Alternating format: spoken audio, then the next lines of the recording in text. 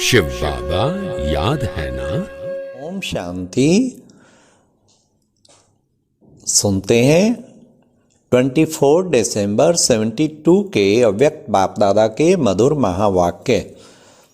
आज की अव्यक्त वाणी का टाइटल है संगम युगी श्रेष्ठ आत्माओं की जिम्मेवारी।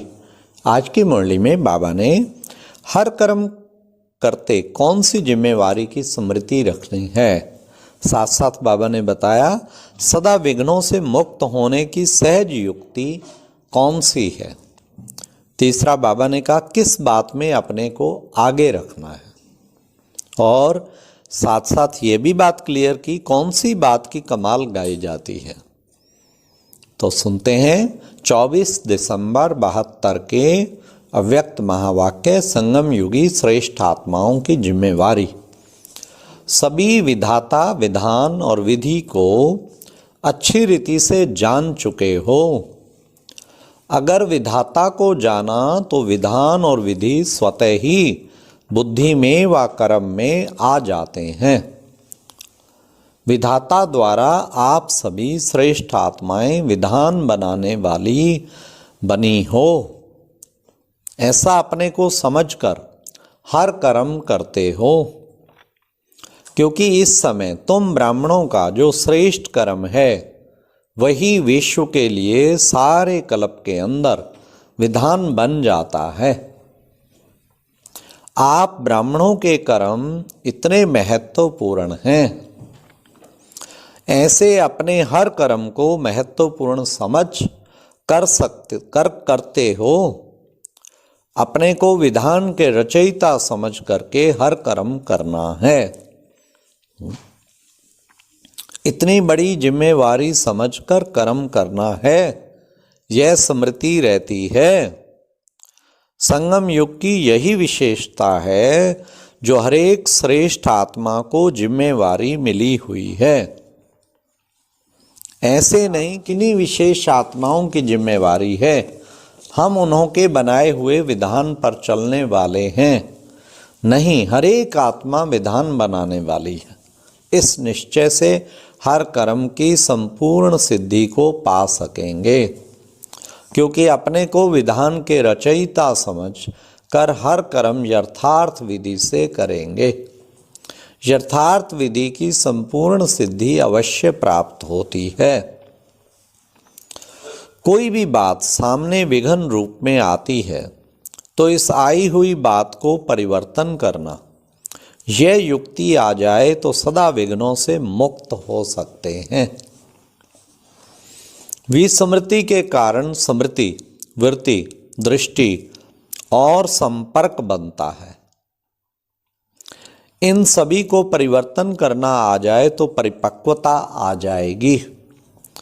कोई भी व्यर्थ स्मृति आती है, देह व देह के संबंध, देह के पदार्थों की स्मृति को परिवर्तन करना आ जाए तो परिपक्व स्थिति नहीं बन जाएगी। ऐसे ही वृत्ति व दृष्टि को परिवर्तन करना आ जाए, संपर्क का परिवर्तन करना आ जाए तो संपूर्णता के समीप आ जाएंगे ना। परिवर्तन करने का तरीका नहीं आता है। देह की दृष्टि की बजाय देही की दृष्टि परिवर्तन करना, व्यक्त संपर्क को अव्यक्त अलौकिक संपर्क में परिवर्तन करना, इसी में ही कमी होने से संपूर्ण स्टेज को नहीं पा सकते हो। देखना चाहिए कि प्रकृति में भी परिवर्तन करने की शक्ति है ना। साइंस प्रकृति की तो शक्ति है। जब प्रकृति की शक्ति साइंस वस्तु को एक सेकंड में परिवर्तन कर सकती है, गर्म को शीतल और शीतल को गर्म बना सकती है, साइंस में शक्ति है ना। गर्म वातावरण को शीतल और शीतल वातावरण को गर्म बना देती है। प्रकृति की पावर वस्तु को परिवर्तन कर सकती है ना। तो अब ध्यान से सुनना, तो परमात्म शक्ति या श्रेष्ठ आत्मा की शक्ति अपनी दृष्टि वृत्ति को परिवर्तन नहीं कर पाती है क्या? अपनी ही वृत्ति, अपनी ही दृष्टि परिवर्तन न कर सकने के कारण अपने लिए विघ्न रूप बन जाते हैं। कोई अपकार करे, आप 1 सेकंड में अपकार को उपकार में परिवर्तित कर दो। कोई अपने संस्कार व स्वभाव के रूप में आपके सामने परीक्षा के रूप में आवे, लेकिन आप सेकंड में अपने श्रेष्ठ संस्कार एक की स्मृति से ऐसी आत्मा के प्रति भी क्या करें, रहम दिल के संस्कार व स्वभाव धारण कर सकते हो। कोई देहधारी दृष्टि से सामने आए और आप 1 सेकंड में उनकी दृष्टि को आत्मिक दृष्टि में परिवर्तन कर दो। कोई गिराने की वृत्ति व अपने संग दोष में लाने की दृष्टि से सामने आए तो आप उनको सदा श्रेष्ठ संग के आधार से उसको भी संग दोष से निकाल श्रेष्ठ संग लगाने वाले बना दो। ऐसी परिवर्तन करने की युक्ति आने से कब भी विघ्न से हार नहीं खाएंगे। सर्व संपर्क में आने वाले आपकी सूक्ष्म श्रेष्ठ सेवा पर बलिहार जावेंगे। जैसे आप बाप आत्माओं को परिवर्तित करते हैं तो बाप के लिए शुक्रिया गाते हो, बलिहार जाते हो। ऐसे सर्व संपर्क में आने वाली आत्माएं आप लोगों का शुक्रिया मानेंगे। एक ही सहज युक्ति है ना। वैसे भी कोई भी बात, कोई दृश्य, कोई भी चीज परिवर्तन तो होनी ही है। यह ड्रामा ही परिवर्तनशील है। लेकिन जैसे लोगों को कहते हो कि विनाश तो होना ही है, मुक्ति धाम में तो सभी को जाना ही है, लेकिन अगर विनाश के पहले ज्ञान योग के आधार से विक्रम विनाश कर देंगे तो सजाओं से छूट जाएंगे। जाना तो है ही, फिर जो करेगा सो पावेगा। तो ये भी नहीं सोचना कि जो आया है वह आपे ही चला जाएगा। वह इस आत्मा का जितना हिसाब किताब होगा वह पूरा हो ही जाएगा।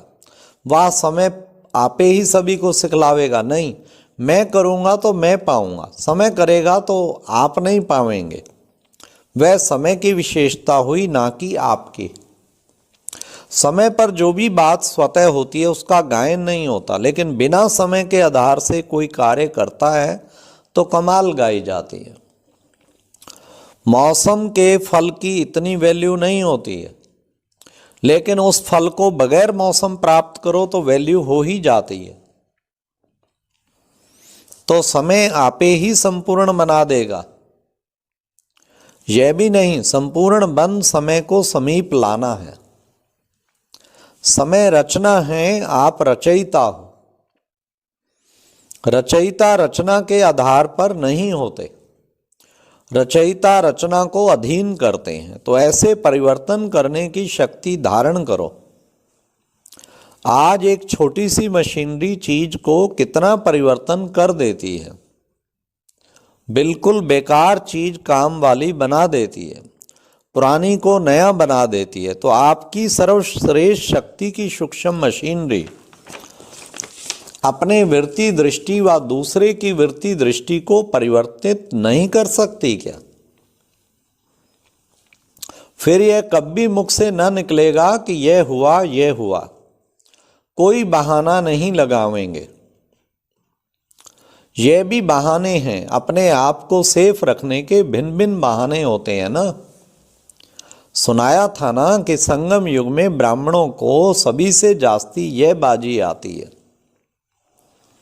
इसी से ही परिवर्तन करना है, सर्व के संस्कारों को बदलना है। यही लक्ष्य ब्राह्मणों की जीवन का आधार है। दूसरे बदलें तब हम बदलें, ऐसे नहीं। हम बदलकर औरों को बदलें, सदा इसमें अपने को आगे करना चाहिए। दूसरा बदले ना बदले, मैं बदल जाऊंगी तो दूसरा स्वतः ही बदल जाएगा। तो आप बदलने वाले हो, विश्व को परिवर्तन करने वाले हो, ना कि कोई बात में स्वयं परिवर्तित होने वाले हो। ऐसा लक्ष्य सदा स्मृति में रखते हुए अपने आप को परिपक्व बनाओ। जैसे सतयुग में माँ बाप पालना कर, राजभाग के अधिकारी बनाकर, तख्त नशीन बनाकर राज तिलक दे अर्थात जिम्मेवारी का तिलक दे स्वयं साक्षियों देखते हैं, साथ होते हुए भी साक्षियों देखते हैं। तो यह विधान भी कहाँ से शुरू होगा? अब भी बाप दादा इस विश्व सेवा के जिम्मेवारी का तिलक दे स्वयं साक्षियों देखते हैं। साक्षी है ना, साथ होते भी साक्षी है। अभी का वर्ष और भी साक्षी बनने का है। यह व्यक्त रूप का मिलन व्यक्त द्वारा भी कब तक? इसलिए इस नए वर्ष में अव्यक्त स्थिति में स्थित कराने की या अनुभव कराने की ड्रिल सिखा रहे हैं। जो अव्यक्त बन अव्यक्त बाप से अव्यक्त मिलन बना सके। कोई भी पार्ट सदा एक जैसे नहीं चलता, बदलता है आगे बढ़ाने के लिए। तो अब बाप दादा विशेष व्यक्त रूप में अव्यक्त मुलाकात करने का सहज वरदान दे रहे हैं। इस नए वर्ष के पहले मास को विशेष वरदान है, ड्रामा प्ले अनुसार जो अव्यक्त स्थिति का बाप से मीठी मीठी रूरवान करने का पुरुषार्थ करेगा, उस पुरुषार्थी आत्मा को व लगन लगाने वाली आत्मा को, सच्चे दिल से बाप से प्राप्ति करने वाली आत्मा को सहजी वरदान के रूप में अव्यक्ति अनोखे अनुभव प्राप्त होंगे। इसलिए अब अव्यक्त व्यक्त द्वारा अव्यक्त मिलन भी समाप्त होता जाएगा। फिर क्या करेंगे? मिलन नहीं मनावेंगे। अल्प काल के मिलन की बजाय सदा काल के मिलन के अनुभवी बन जाएंगे। ऐसे अनुभव करेंगे जैसे बिल्कुल समीप सन्मुख मिलन मना रहे हैं। समझा? इस नए वर्ष में हरेक की लगन के प्रमाण कई अलौकिक अनुभव हो सकते हैं। इसलिए विघ्न विनाशक मन लगन में मगन रहना। लगन से विघ्न भी अपना रूप बदल देंगे। विघ्न नहीं अनुभव होंगे, लेकिन विघ्न विचित्र अनुभवी मूर्त बनने के निमित्त बने हुए दिखाई देंगे। विघ्न भी एक खेल दिखाई देंगे। बड़ी बात छोटी सी अनुभव होगी। कैसे शब्द बदल ऐसे हो जावेगा, पता नहीं। शब्द बदल सभी पता है, अर्थात नॉलेजफुल बन जाएंगे। तो इस वर्ष को विशेष पुरुषार्थ में तीव्रता लाने का वर्ष समझ बनाना, स्वयं को परिवर्तित कर विश्व को परिवर्तन करने का विशेष वर्ष मनाना है। अच्छा, ऐसे विधान विधि और विधाता को जानने वाले, तीव्र पुरुषार्थी, परिवर्तन करने वाले परिपक्व आत्माओं को बाप दादा का याद प्यार और नमस्ते। यह एक बहुत अच्छी वीडियो भी जरूर देखें।